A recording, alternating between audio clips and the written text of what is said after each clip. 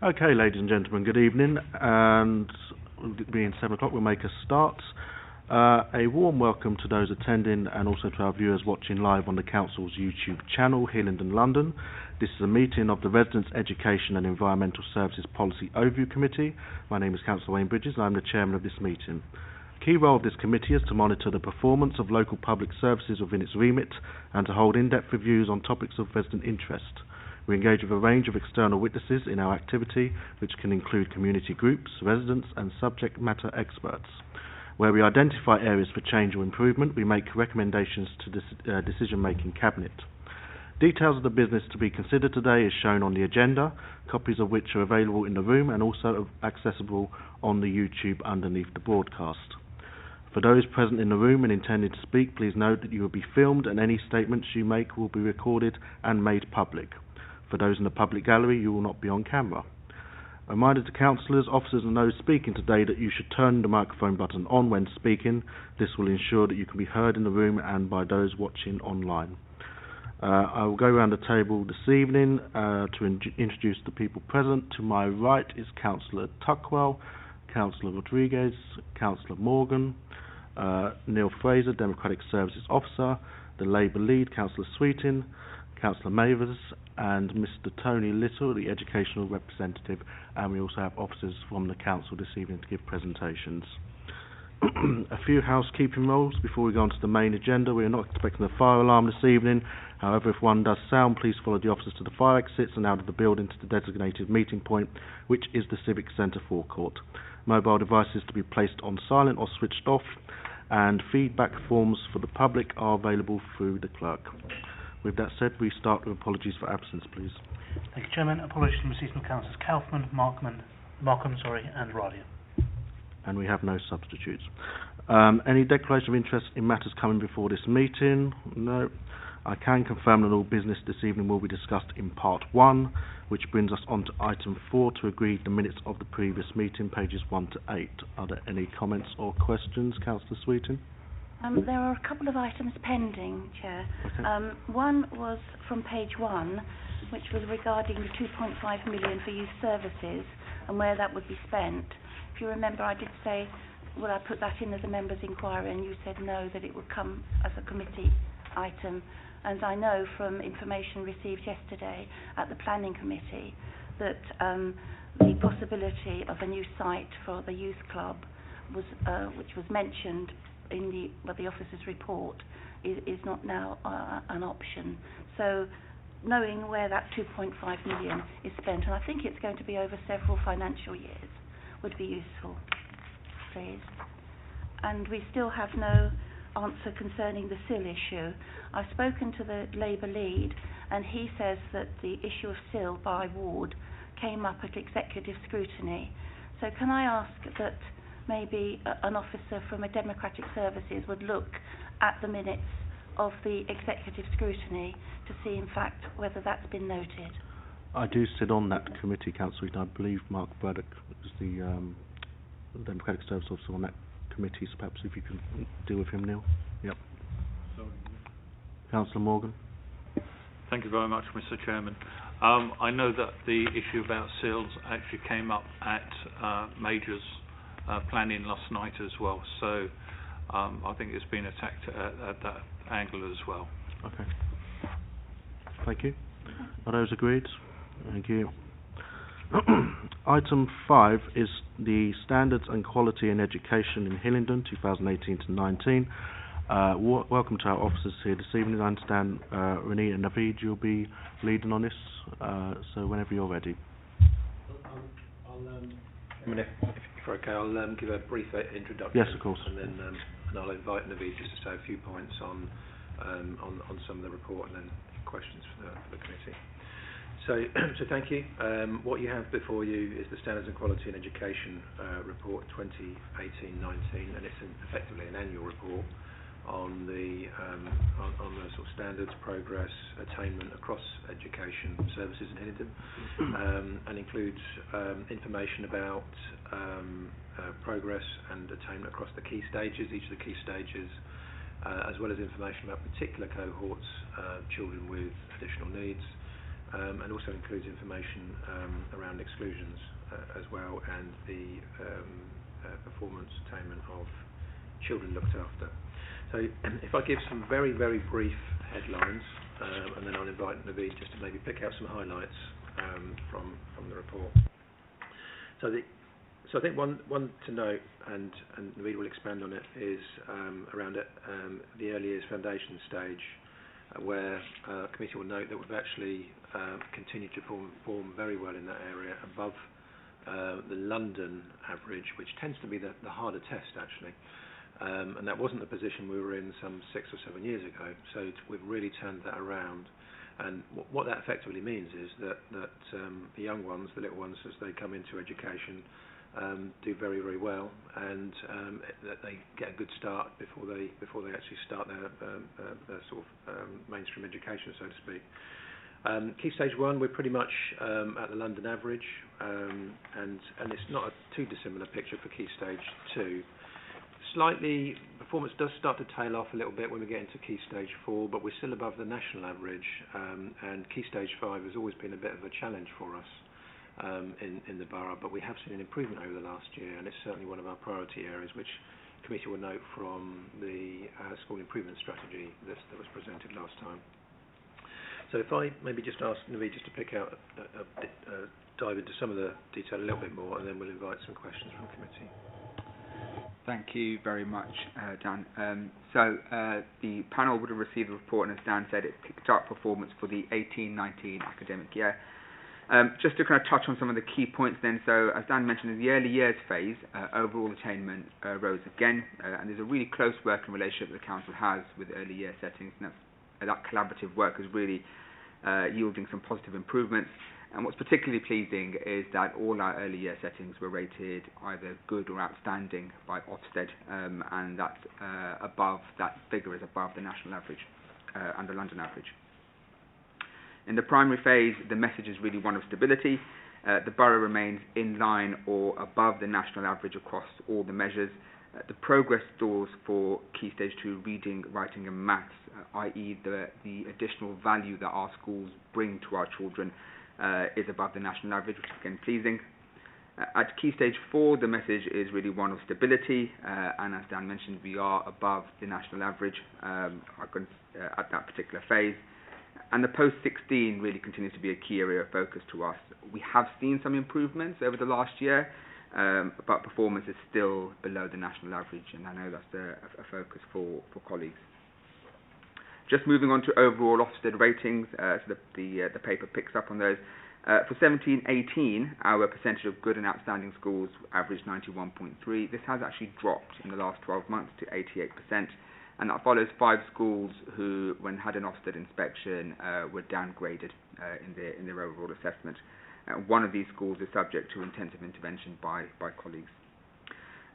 Finally, the report does go into specific detail about individual groups and cohorts that have got differential outcomes, and it touches on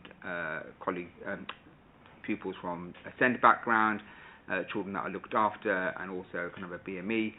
Just kind of touching on some of those, our CLA performance remains good overall, and we exceed the targets that we've set ourselves locally. Against SEND, we've actually seen some good progress, especially for pupils that have got SEND support. They've done particularly well, and those pupils with EHCPs have also done well, albeit at a slightly lower level. And finally, when you're talking about individual groups, it's our white boys, which continues to be a key focus of area. Pupils that have got English as an additional language tend to do much better across all the phases. Thank you very much. I'll invite questions from members, if there are any. Mr. Little? Could you use your microphone, please, Mr. Little? Can I ask about the last point that Naveed made, which is about the white pupils who we have struggled with in terms of their being underperforming relative to the rest of our pupils for some years. Do we have a model of how we can actually secure an improvement in this area? Thank you. I mean, it's it is a challenge, and we're not alone. It's not uncommon actually for other boroughs to see this particular cohort, particularly boys. I mean, what we've tended to find is, I suppose when you look around at what works, it is actually engagement at very much an early age, so that there is an interest and a motivation in education, engagement in education. There needs to be that sort of wider, I suppose, early intervention family support model in place as well, so that young people have the opportunities to engage in education and stay in education. But it also comes down to that. So there's a sort of wider pathway perspective, early intervention perspective, but there is also targeted interventions around individual children, pupils as well. Mr. Little, do you wish to follow up? Okay. Councillor Sweetin. Thank you very much, Chair. Can I first of all thank the officers for the huge amount of work that you've put into this report. It gives so much detail that it does need us, I think, as a committee to look at this in detail. But I have a couple of issues that I think if we're able to provide that in future reports, it might give us a better understanding of where we are in respect to standards in various parts of the borough.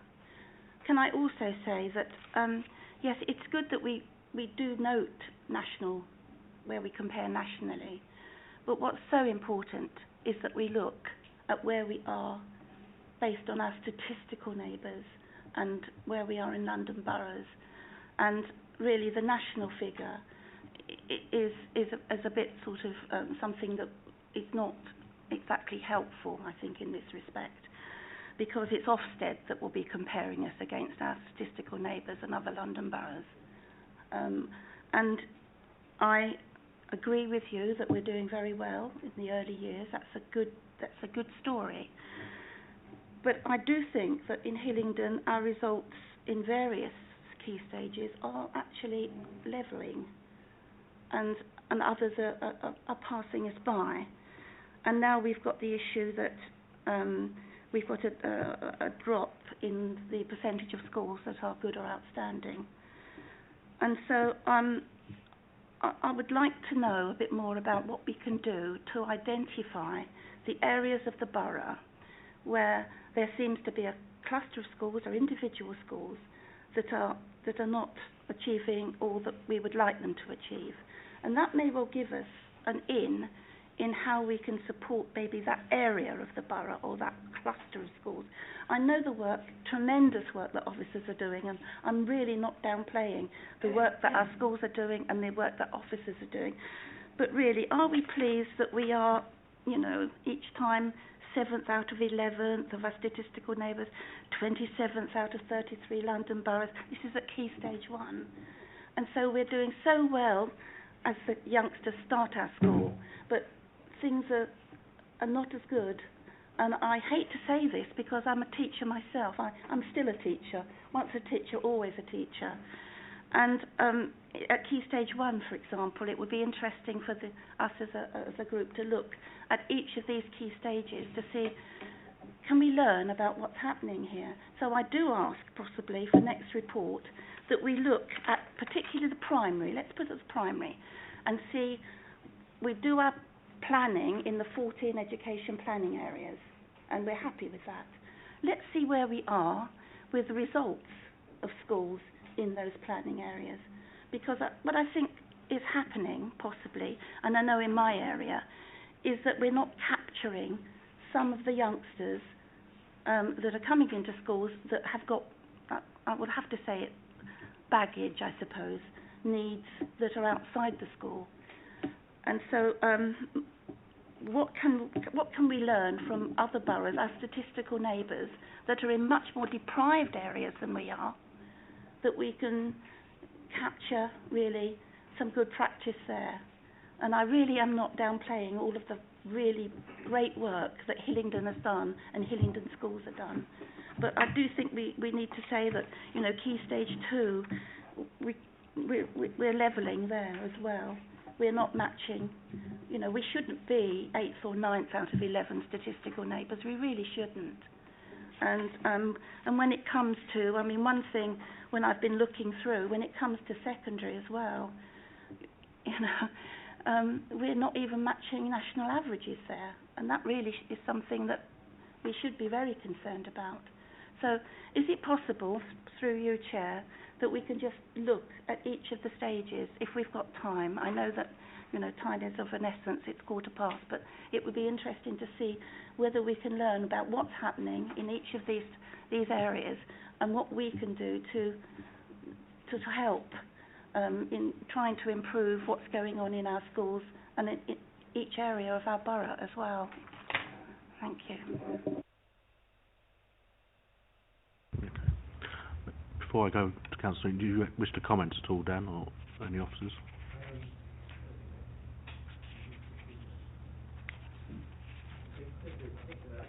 We get my point. Sorry. Sorry. The points are very, you know, the points are valid, and you know, we've provided a very comprehensive report, and I think, you know, aligned to our school improvement strategy, which is currently out for consultation for comments. Those areas that Councillor Sweeting's identified are very much the ones that we need to focus on and prioritise with the school community, and effectively cluster and target resources so that we get, I suppose, a more significant impact for the intervention that follows. So whether it's be through targeted programmes around particular cohorts or targeted programmes around clusters of schools, that needs to be tailored to fit and meet that particular need, because we do have ambition to continue to build on what we have delivered and deliver sort of outcomes which are way above the national and London average. Okay. Thank you. I'm happy for further information to be provided, Councillor Sweeting. I think as long as the resources are there for officers, so it's not taking up too much of their time, we can look at it again in the near future and come back with the information that you're asking for, if the committees are in agreement. Well, I don't know if any other members have got any comments to make about each of the key stages, because I'd be welcome what other members are saying about this. But I mean, I'm just looking at my notes. I mean, it took me a while to go through all of this information, and again, I do recognise the huge amount of work. But I mean, each time, you know, key stage 1, it's only in maths that we do have the level of other London boroughs highlighted on page 25. Key stage 2, again, we're still behind the London average, and you know, key stage 4 and 5 overall are stable, but we are 2.3% behind London, as the London results have improved better than ours. And key stage 4 assessment, we are down in various areas, both London and nationally. And 5, we remain below the national and London average. So, can we learn from other councils? I mean, I'm a great one for cribbing, if we can. Can we learn from councils that are in areas of much better deprivation, more deprivation, not better, much more deprivation than we? Because at the moment, I have my own views about what's happening in my area, but they're only my views, and I'm not the professionals dealing with it. But I think we're not recognising possibly that there are so many issues outside the school gates that are impinging on our youngsters. Just in my area, for example, there's turbulence in housing, and so you've got classes where you've got ins and outs all the time. You've got no stability of classes, and the issue of travel of education and attendance. I mean, the fact that we are almost at the bottom for attendance in any London borough. I mean, so I would be grateful if we could have this sort of report back, you know, maybe not annually, but more regularly, if that's possible, Chair. Okay. I have other members wishing to ask questions.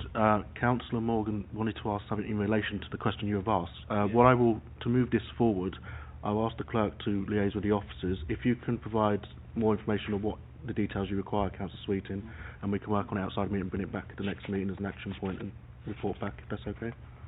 Councillor Morgan. Thank you very much, Mr. Chairman. I'd also like to voice Councillor Sweeting's thank you to the officers for an extensive report here. Unfortunately, like all summaries, it's just a summary. We'd like to see some meat behind that. So for instance, to see what schools are doing well, what schools are failing, and to see what we can learn from individual schools. Is it something that, one school is doing particularly well at maths, but their neighbours are not doing so well, so that perhaps one can learn from the other and help each other. But also, I think it'd be nice to see more of a comparison over the years, sort of like over the last 5-6 years, how that trend is moving. It's easy to see it in charts rather than saying you've just putting figures on a table. So if we can have a chart saying, so we can see a line, are we improving? Are we not improving? I think that would also help us in being able to point out where the issues lie. And yes, as Councillor Sweeting had said, are there areas, are there other boroughs that we can talk to and say, get ideas from, what we are failing at, but then at the same time be open to other boroughs coming to us to say, hey guys, you're doing well at maths. Can you point us in the right direction? Because at the end of the day, the children are our future. And we do need to make sure that they have a proper grounding on the basics, and they get that at Key Stage 1. Thank you. Councillor Mavers. Thank you, Chair. I also want to echo my thanks to officers for the detailed report. It does take a while for the brain to get around it. It's not necessarily my specialist area, but I do really appreciate the detail, and I would look forward to the information with statistical neighbours. If I may focus on needs for a bit, there has been significant improvement in works with those not in employment, education and training, and the officers involved and that service should really be praised for that. I mean, it's not an easy area to work with disengaged teenagers, those whose aspirations may be low, who may have other issues going on in life that have distracted or deflected their opportunities in education and employment. It's definitely an area that I believe personally that if you don't intervene early with those who are in that path, they could be unemployed for years. And their life opportunities then are significantly reduced, and that's not what any of us would want. But I think the struggle we have with the timing of this report is that the NEET figures are based on December to February normally, and by receiving them in March with the rest of the schools and education report, we're missing the latest data. So I would ask if we could, Chair, to have a summary report on the NEETs kind of statistics and bits like that at a different point in the year, just so that we can get an understanding of the interventions involved. I mean, I'm quite interested in what is done to prevent people becoming NEET, rather than just the surveying that's done to see who's NEET and who's not. I mean, getting the not known figure down from, what was it, 4% last time to 2%, it may sound like a tiny fraction, but that is a significant amount of work. Trying to find those who don't want to be found to find out what they're doing is a challenge, and I do commend officers for that. I think we can see that it's still not what we would want. I mean, I always say that if they're not known, we assume they're NEET, and you combine those figures, and therefore you work out what the performance is. But yeah, if we could get some information at another point in the year, that would be really, really helpful. Equally, I'd just like a little bit more information about the progress being made in terms of education offered, the September guarantee. That has improved, but I'm keen to understand what made that change and how we push up to be performing at a level that other London boroughs are doing. It is a challenge to make sure there are enough spaces and places and the right courses, and young people know how to get that advice and stuff. But as the kind of careers guidance and education guidance has kind of changed over the years, it's trying to keep up with how we identify with young people what's the best pathway for them and how they get that information from relevant colleges and sixth forms. So it would be just useful to hear a little bit more from officers as to what that journey's been like and what's the next steps. Thank you very much. Do any officers wish to comment? We can certainly provide further information. Okay. Councillor Tuckwell. Thank you. Not wishing to repeat what's been said, but no, thanks for a great and comprehensive report. Always a difficult one to pull together, and it contains a lot of information which has got some points to celebrate, but I think as has already been said around the table, there's some areas of concern that we'd like to know a little bit more about. However, turning to early years, which I think we all agree, and there's been a couple of questions about it, is vital to setting the tone for our youngsters as they go through the education system. So on page 21, it's really good to see that we've got the priorities for the early years education, 9 priorities. I'm just wondering, how do we sort of track the activities associated with these 9 priorities to ensure that these are the right priorities? We feel that they are pretty close to the mark because we're doing quite well in early years, but it's just a question about how do we track the activities associated with these 9 priorities, and it could be something that we could use in the other key stages to know what the priorities are there, and then reverse it back to sort of seeing, well, are we seeing improvements or not in terms of whether these are the right priorities and how do we measure them. So a bit of a broad question, I know, but I'm sure you can give us a little bit of a comment on that. Thank you. So we've got a dedicated team who work with early years providers, and each of these areas are part of the assessment framework for each of those individual providers. So we're able to track progress, and as the priorities set out, there are individual specific targets which can change from year to year. And it is good to know to have achieved that actually all of our providers are currently good, and it's that extra stretch now to get to outstanding, which isn't easy. It's not an easy target to achieve, but something obviously that we need to aspire to. So to answer the question, yes, we do track each of these on a regular basis. In fact, we look at these every quarter, but also importantly break it down by provider, so that we're actually able to see what extra help a particular provider needs in order to be able to achieve that overall target. And just come back. Yep. Just if it is maybe assessed quarterly, then maybe a very short summary of what you're finding might be useful, and it could be something which we could maybe move into other parts of the education system as well. But no, thank you. Mr. Little, did you indicate? If you'll allow, Chair, a comment and a couple of questions. The comment one is that maybe this report's too comprehensive in a way that maybe it merited breaking down and giving us separate sections for the whole schools, and maybe one on attendance, maybe one on the adult ed, because all in one report it's quite hard. We're jogging about from one to the other.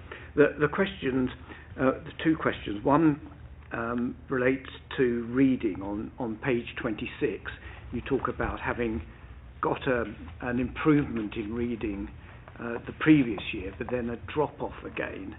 And obviously, where there's a lot of focus on a particular issue, you can get results, but the problem is sustainability of that as attention shifts onto whatever the next thing is. Do we have a mechanism for encouraging schools with the sustainability of the issues? And I've got a technical question a bit later.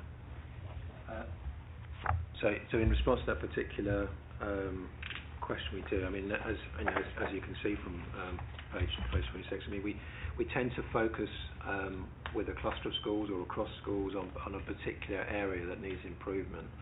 And reading has been one previously that's been a focus, but you're quite right, we do then move into other areas, and the intention is that we've worked with some of those middle leaders, those school leaders, to make sure that that's a sustainable, improving position. The challenge is obviously if if those individuals then leave or move on, then sometimes you can get some slippage back. But also it can be a cohort challenge as well as they move through. But yeah, we do have to sometimes revisit particular priority areas, and you'll see that's an area that targeted reading initiatives continue to be a priority for us. Mr. Little, sorry. I did. Sorry. I was just to add to that. I was just from a data perspective, that drop is actually mirrored nationally. It wasn't just for Hillingdon here. So both London and national both saw a drop between the 18 and the 19 figure. Sorry, Mr. Little, do you wish to follow up?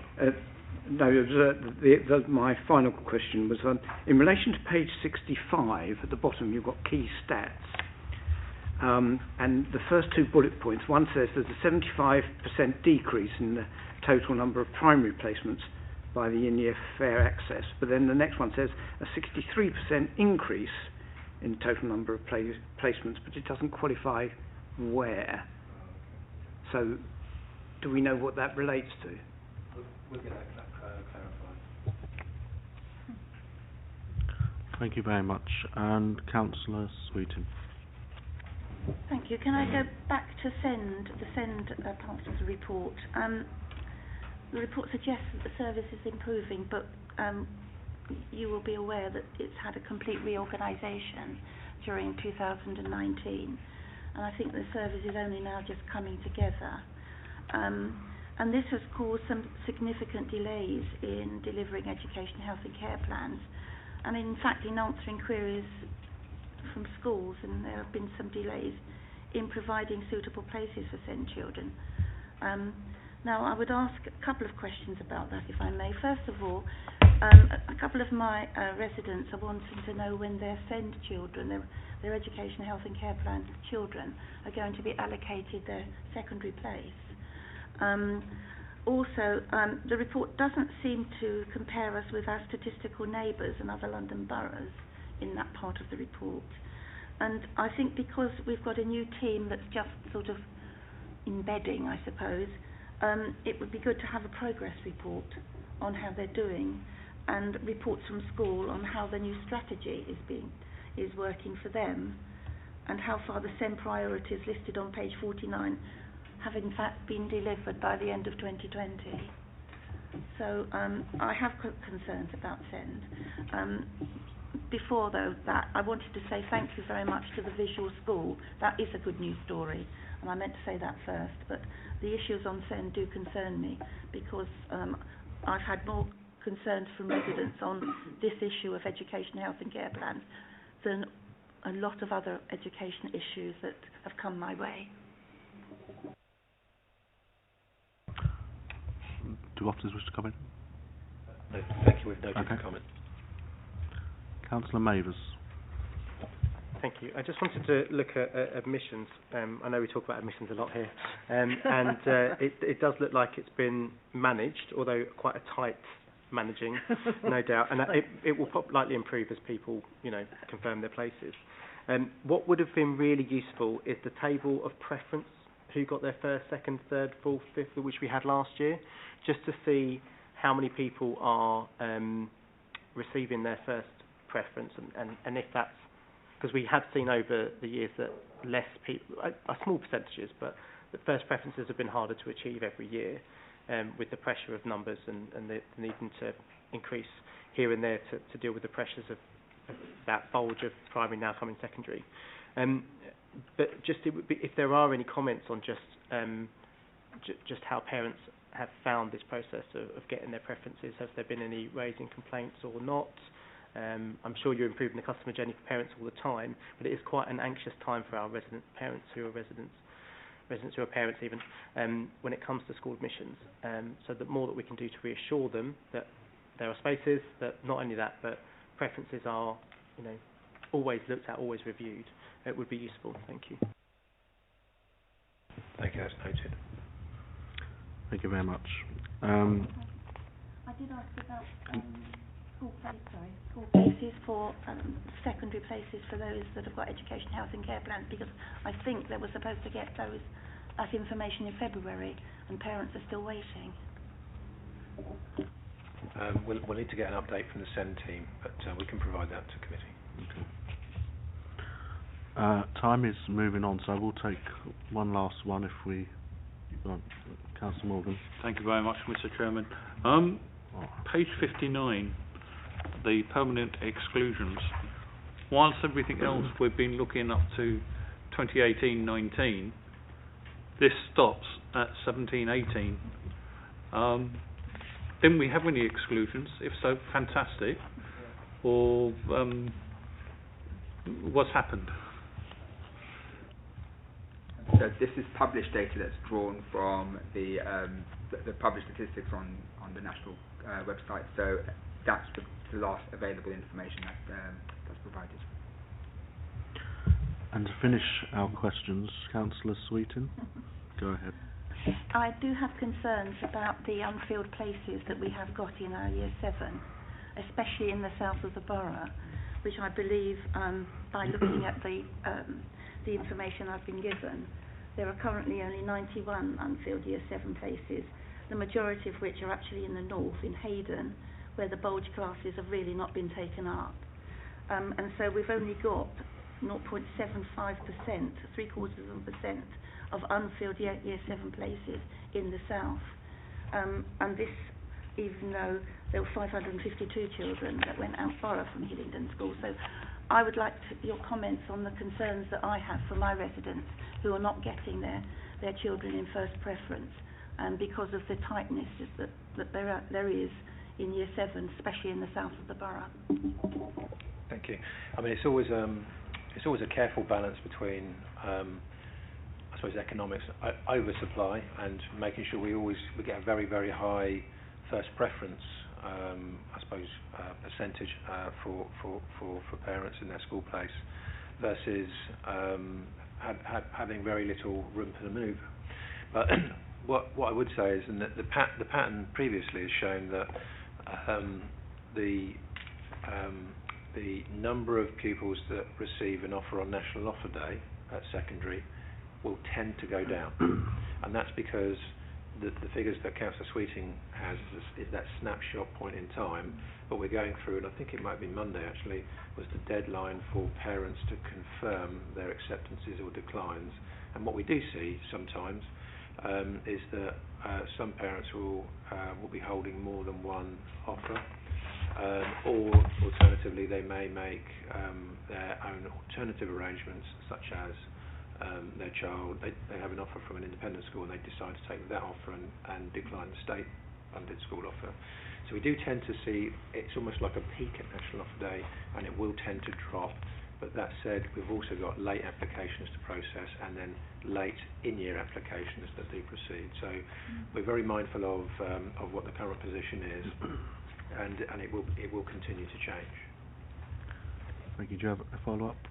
Well, only that we are still well below a 5% minimum threshold that the Department for Education says is really what we need. And my concerns are that you've not got the supply of places in the south. I mean, the 45 extras that you put into Harmondsworth, thank you very much. Without those, we would have been really squeezed, would we not? And that was a late addition. So again, I would say that we do need to look very, very closely where we're putting the extra capacity in our secondary sector. Thank you very much. And in closing this item, I'll just revert back to the recommendation, which was to ask this POC to provide comments for inclusion in the report to Cabinet meeting on April 2020. So as has been mentioned this evening, we do thank the officers for a fantastic report. We welcome the improvements set out in that report, but as a committee we do have some concerns with the information provided, and we'd just like some more information, or more in-depth information, which will come back to this committee at a later date to allow us to scrutinise this further. Are there any other comments, Councillor Sweeting? Well, I did put that it's recognised that much good work has been going on, and we do recognise that, but that the council liaises closely with our statistical neighbours and neighbouring London boroughs, and the council looks at ways of improving outcomes for family in areas where schools may well be facing external challenges. Thank you very much, Chair. Okay. Is that agreed? Is that agreed by the committee? Okay. Yep. Thank you very much. Item 6 is our elective home education update. Dan, you'll go again, so whenever you're ready. Apologies from Laura Palmer, who couldn't be here this evening.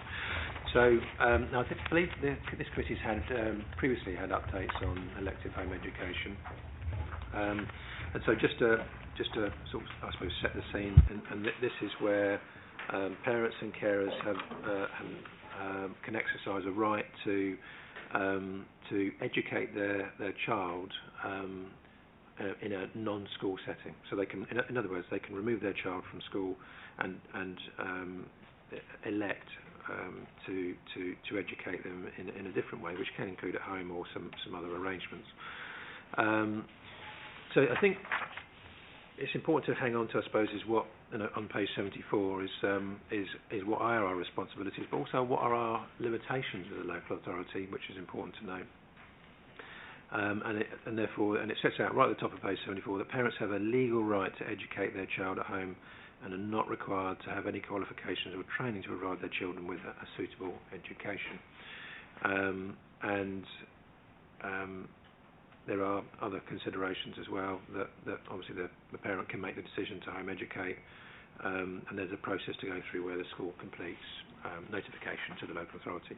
I suppose in terms of numbers of children home educated, at the time of writing the report there was 240 children being home educated, but important for the committee to note that changes over time. So it can, there's a peak number of children during the number of years, but often there are children who commence elective home education and then they return to the mainstream school. Others that stay obviously in a more continuous way, being home educated. So we've seen. It's been fairly stable. I mean, in the previous year it was 286, but throughout the academic year 18-19, there were 462 children registered throughout the academic year, and it's broadly split between male and female, and a reasonable proportion, a higher proportion, tend to be in the older age groups. That tends to be quite a strong pattern.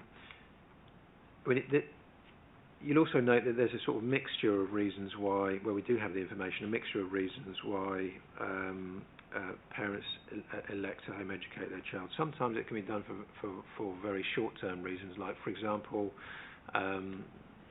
they may be concerned around not being offered a school of their choice, and when a school of their choice becomes available, then that child returns to mainstream education. Others can be due to concerns around, say, teaching or the attitude of teaching staff. And again, what we tend to see is that parents, once they get an offer of a school place of their choice, then that child does tend to return. And as I said earlier, that there is quite a turnover as well. So towards the bottom of page 75, you'll see that 244 children during that year ceased being registered as elective home educated, which again is just over half. So it is a very high number. In other words, I think there are a high number of children who are electively home educated for a relatively short period of time, but then there is that sort of core, about 200-ish, which are longer term home education. I suppose just things to note, because I mean this is a sort of changing position, and just to draw your attention to on page 76 that in October last year we introduced a new way of working, a new procedure really, that schools need to acknowledge the recent recommendations made by the Children's Commissioner set out in the report Skipping School, Invisible Children and as well as Ofsted research moving home education in secondary schools, and we've set out there a number of ways in which we need to strengthen and have strengthened engagement with and school engagement with parents, getting better information about the reasons why parents are choosing to electively home educate their child, because there may be reasons why, well actually we can do something about that, for example, which could be about support and commissioning particular services. And then there are other areas as well on the bottom of page 76. So I think what we're also very conscious of is that it's really important that the support we do provide to both parents, schools and the connection we have with services within the local authority is very much joined up. So obviously safeguarding is a number one concern, that children remain safeguarded, so that whilst there may not be the professional eyes, so to speak, on a child, that nevertheless that those checks and balances are undertaken, so that children, if a child was to be at risk in some way, then and social care knew about that, then it's also incredibly important that they do know that if a parent is removing that child from school, that they're notified as part of that, so as part of the risk assessment. And there are a whole range of other sort of initiatives and developments that we're making, which includes, the DFE consultation is very much looking at changing and strengthening requirements in this area, so that parents are required, that's the proposal, it hasn't been determined yet, that parents are required to notify and register with the local authority if they are electively home educating. They're not required at the moment to do that, so that we get, importantly, I suppose we've got a complete and clear picture on where children are at and how they're being taught. And also other changes which allow us to strengthen, I suppose, the process for notifying the local authority of home education, and importantly engagement with parents about what their arrangements are for home education as well. That's a bit of a run through, but very much welcome some questions from the committee on that. Thank you, Dan. I invite questions from members. Are there any? Mr. Little. Thank you. When we've looked at this in the past, I think what's been uppermost in the mind of the committee has been the safeguarding issues, and obviously they are important, and we've received what assurance can be given on them. But what struck me reading this report was what you've been commenting on just now, which is about the reasons why, and the turnover of the number of children does suggest that this is not a group of parents who have conscientious objections to school or ideological methods about how they think children should be brought up, but children for whom there has been a breakdown of relationships, either with the authority about the initial placement or with the school about the individual teacher or subjects or behaviour within the school. And that suggests that part of the answer to keeping this managed is if we can't have a dedicated resource, at least a specialist resource in terms of exploration and mediation in putting right those short-term problems. And the other thought that occurred to me looking at this is, because we have children who are in and out of the system because of this, there may well be a resource problem for those children, and access to appropriate curricular materials, and whether or not it's possible to create a library of them that they could be given easy access to. Thank you, and I do agree. Actually, I think the figures do suggest that there is some form of dissatisfaction, albeit maybe for a short period of time, between parents and, I suppose, the education offer, which would perhaps be the catalyst for parents to elect to home educate. And we are keen to understand that more fully. But I suppose on the flip side, it does seem to resolve itself, albeit if it were resolved in a different way, that would avoid a child needing to leave mainstream school education. So that is an important point. I suppose in terms of materials, I mean, we, as part of that, I suppose the introductory conversation that we do have with parents, we point them to a number of different resources that are available online, and obviously it's for parents to decide whether they want to take that up or not. But we do provide effectively a resource pack and have information available on our website for those parents who decide to electively home educate. Naveed? There are local third sector sort of parental groups who often coalesce because they've got similar arrangements, and I know parents are signposted to those support groups as well. Thank you. Do you wish to follow up, Ms. Little, before I move on?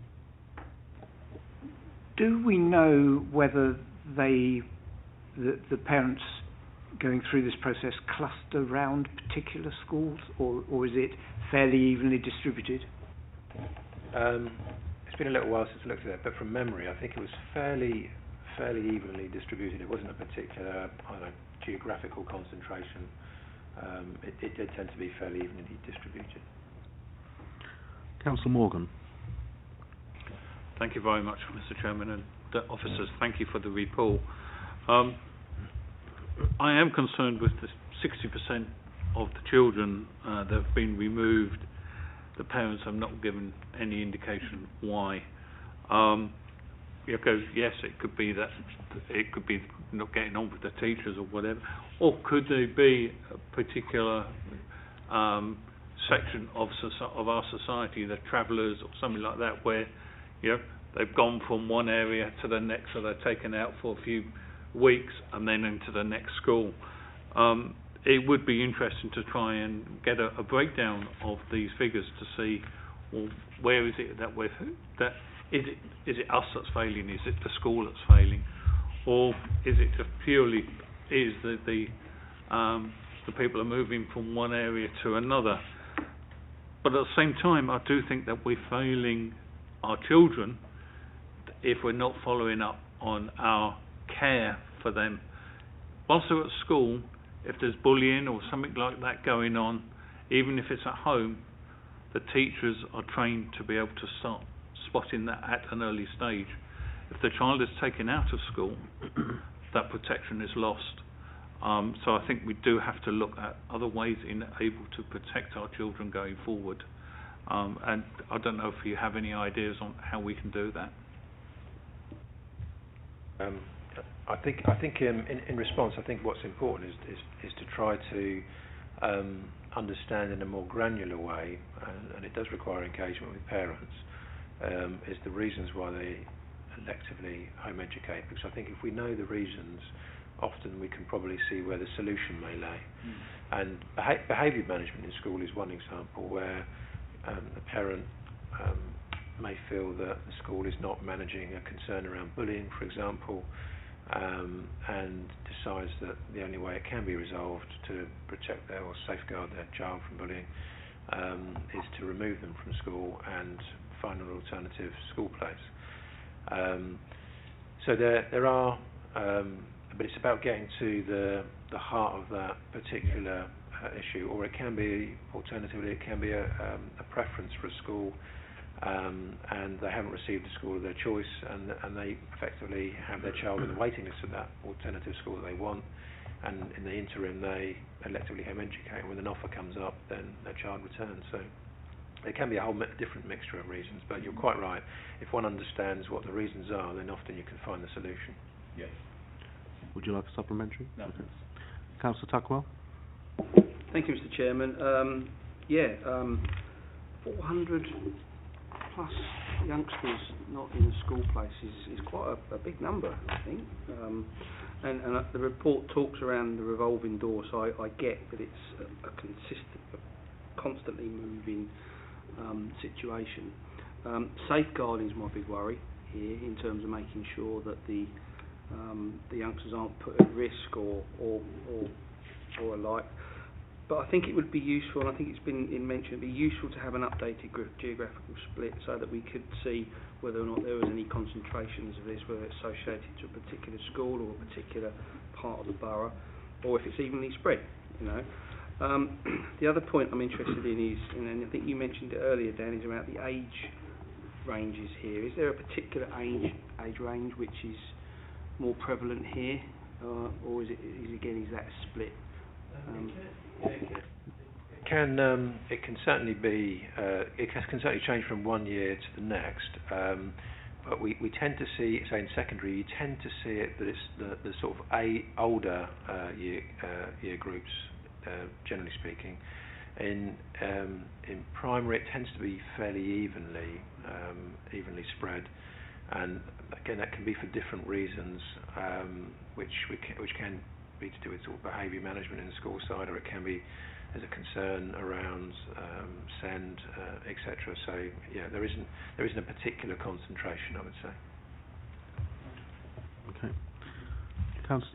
Sorry, Naveed, did you... Just from a numbers perspective, Hillingdon's performance isn't dissimilar against what we're seeing around London and around the national picture. We're just seeing an increase in EHE. Councillor Mavis? Thank you, Chair. Can I ask, so parents don't have to seek approval unless there's an EHCP. What about those in the process of obtaining or where there are questions raised about whether there should be a plan in place?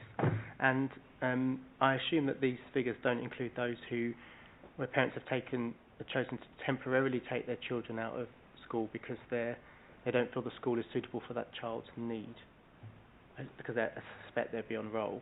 I just wondered if, what the risk assessment is and what the alert is to those who are on course for a plan.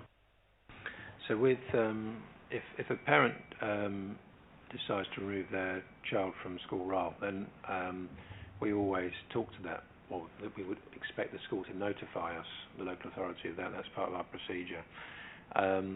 And we would want them to have a follow-up conversation. And I think that's and the reason that's important, whatever the status is or stage that the plan is at, that's important because we want to understand the reasons that the parent is making such a decision. But also, I think importantly, and I suppose boiling it down to a very clear picture, is that a child's education status, they must either be really one of three things, which is in school, missing education, as in we don't know where they're at, as in the parent hasn't confirmed, or they're electively home educated, and if they've got to fit into one of those three categories, and that's important that we do have that conversation, so we do know that that child's not missing education and they are either EHE or on roll somewhere. Do you wish to have a follow-up? Thank you. Just on the children missing in education, so safeguarding is paramount. It talks about that where there's no evidence the process is initiated. Could you just explain what that process is, or just sort of what approach officers take to identifying children missing in education? So child missing in education, what we tend to do, well, the first thing we do is seek to track down really the parent. It's where we don't know, or we haven't been able to find out which school that child may have moved to, or the parents, the children just don't turn up, say, one day to school, for example. So one of the first things we do is to talk to the school, find out what information they've got, and the school will obviously alert us if a child just hasn't turned up. And then we will talk to other local authorities to find out where that child may be. So there is a sort of national database of children and which school they're attending. So obviously that's one of the first ports of call. And obviously if those inquiries are exhausted, then obviously we can escalate those concerns, particularly if they're known to other services within the local authority. Thank you. Councillor Sweetin. Thank you, Chair. First of all, can I say that I really much welcome, after much lobbying from local authorities, that councils have been given a little bit more responsibility for all of this area, because we had to sit on our hands, really, didn't we? Because we didn't have any sorts of statutory or part statutory duty here. From the evidence I've got from cases that I've been taken on, out-of-school children, home-educated children, fall into three categories. One are travellers, and that's especially so for the secondary age youngsters, that girls are often home educated after they go into secondary school, and boys as well are doing sort of other things. And I know that the council some years ago did have a travellers education officer, and I think if we were able to think about reprising that may well help, especially in the area that I live and work in. Secondly, there are SEND children. I had one case where a child was out of school for quite a long time, and I'm still working on that case actually, there was some disagreement, and it was a SEND child with an education, health and care plan. And the third was that they weren't offered the place that they wanted to be offered. Now, when it came to the traveller case, the child was out of school for 2 years, and there was no education going on, even though I was sort of providing as much support to the family as possible. And I was wondering whether the council could consider a further step forward in respect to traveller education, because I think a lot of the numbers, especially in my area of the borough, where children are not educated, they're self-educated, educated at home, are not really being educated at home at all. And those fall within those three categories, particularly travellers. Maybe you could answer the issue on the traveller side. Thank you.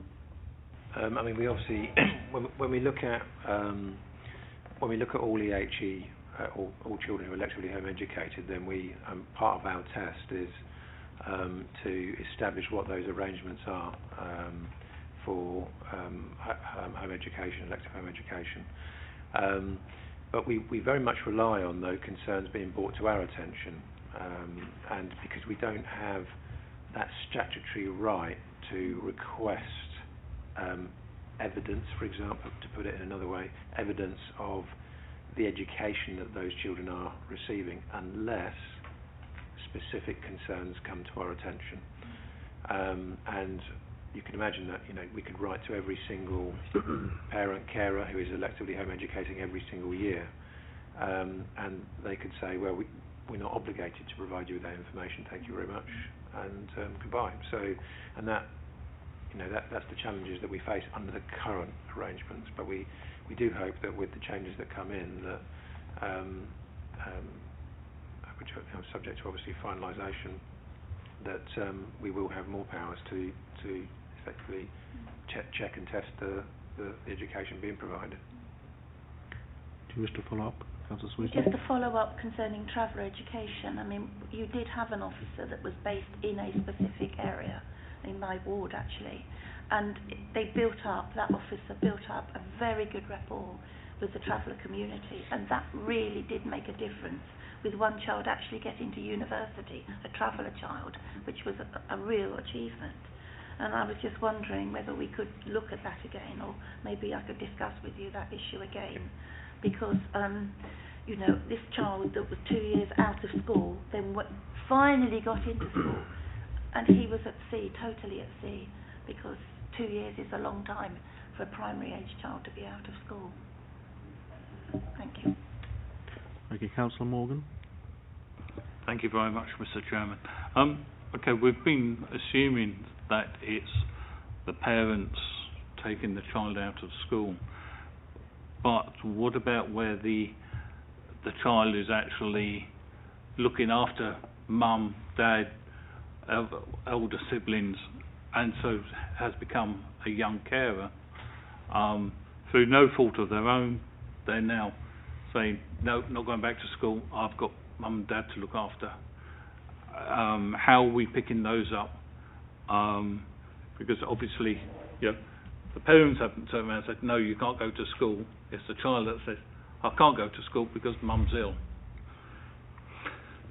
That's a very good point, and there are a number of young carers in our borough, and schools are very good at identifying those young carers, and importantly making sure that referrals are made appropriately to the local authority, so that importantly we can provide support to that family, so that child, young person, doesn't feel that they need to give up their education in order to continue caring. There are a number of very, very good support groups. Hillingdon Carers, for example, there's a young carers group in the borough that provides a lot of support to young carers to enable them to continue caring, but equally balance that with their studies and so that they don't have to give up school. But we have to be, you're absolutely right, we need to be very alive to the fact that some young people may feel pressurised or feel obligated to be at home to provide those and deliver those caring responsibilities. Do you wish to follow up? And to follow up something that you mentioned earlier, that you said there's a database of all the children. Does that include those that go to private school as well? So, for instance, if you had a child that went to private school and then for some reason dropped out, would they be picked up to say, oh, hang on, this child isn't going to school at all, to make sure that a place is found for them, and vice versa. If the child was in normal secondary school and has then moved to a private school, again, are you able to pick that information up? So schools are very good at very good, very live to the fact that they'll need to provide, if a child changes school, they'll need to provide details to the new school. And so if they don't get that request, obviously, it makes you suspicious and curious. Well, why is that? So if effectively a child drops out of education, let's say they didn't turn up to the new school, then there would be a referral to the local authority from the receiving school. And equally, if the current school that the child's at doesn't get that request for transfer information, so to speak, then the alarm bells would start ringing, and they would therefore make inquiries. And if they weren't satisfied with those inquiries, they would make the referral to the local authority as well. Thank you very much. I have no further members wishing to ask questions unless there's any last minute ones. Okay. In which case, thank you very much for your presentations. Item 7 is the update on our review into littering and fly tipping. Neil, you've handed out the sheets. Did you wish to comment or introduce this? Thank you, Chairman. I don't have a great deal of extra new things to say. Hopefully you've had a chance to have a look at the revised recommendations. I just welcome any comments before I hopefully finalise the final report in the weeks to come. Councillor Mavis. Thank you. Just a couple of points if I may. Although now I can't find it on the sheet. The one where it spoke about creative. 3, thank you. Yes. So our approach to this is to list, I suppose, what was in the minutes of for the January meeting, where it was also proposed things like placing the fly tipping notices on the banners in the borough, etc. I think my concern with our approach is just noting them in a report and saying there are some other suggestions for Cabinet is that we've heard the witness statements, we've heard the evidence.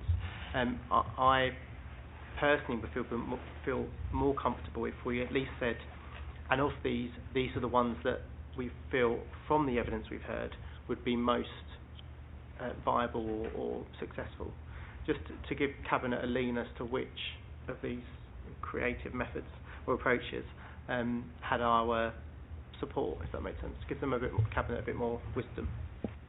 Yep. No, I think it's a good idea, Councillor. The difficulty is we can't be too prescriptive in terms of how the officers fulfil some of the recommendations made, which is why it was suggested we put those in that suggestion. But I can certainly highlight some of those key suggestions, and hopefully I'll have the right ones, and you can steer me if not, when I bring the report back for the committee to review. Yeah, go ahead, Councillor. Just one other on the providing of free litter picking equipment. I was under the impression that we already did that when councillors and schools and others wanted to litter pick. I know that when I've requested equipment, we've borrowed it. We've had collections been made. I've known of some refusals personally, but okay, I think fine, it's just on on whether it's in stock at the time, I guess. But it's a case of planning for it in the future so that it is available as and when it's requested by anyone. But yeah, Councillor Morgan. Thank you very much, Mr. Chairman. The beauty and civic responsibility point 2A.